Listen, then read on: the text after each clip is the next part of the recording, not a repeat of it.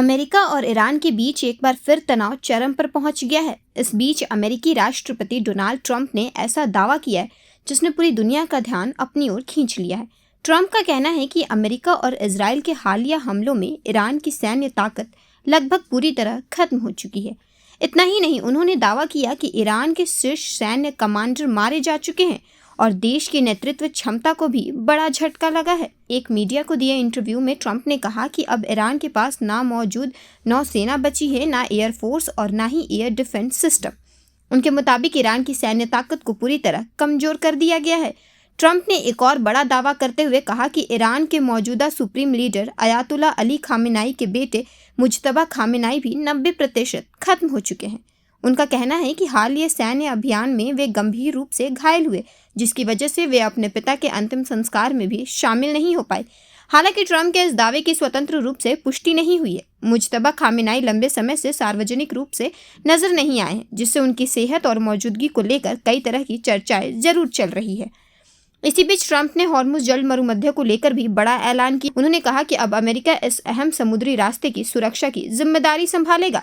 Trump के मुताबिक दुनिया के दूसरे देशों के जहाज हॉर्मुज से गुजर सकेंगे, लेकिन उन्हें सुरक्षित रास्ता देने के बदले 20% टोल या फीस देनी होगी।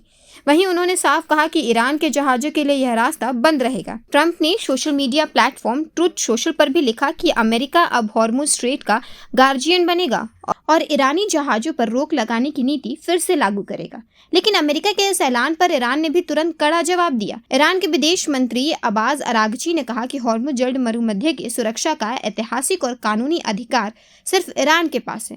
उन्होंने ट्रंप की नई नीति को खारिज करते हुए कहा कि ईरान हमेशा इस समुद्री रास्ते का संरक्षक रहा है और आगे भी रहेगा। उधर दोनों देशों के बीच जंग एक बार फिर तेज होती नजर आ रही है।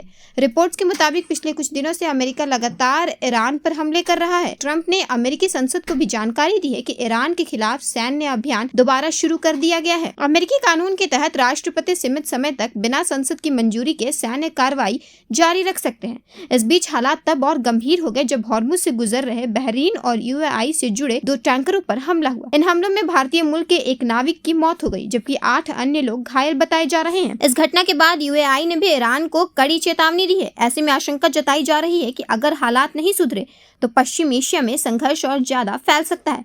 फिलहाल पूरी दुनिया की नजर अमेरिका और ईरान के अगले कदम पर टिकी हुई है।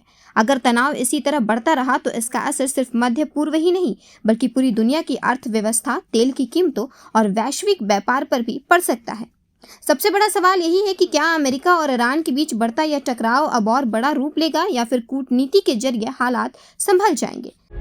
प्रभातखबर.com, विश्वास वही, रफ्तार नहीं।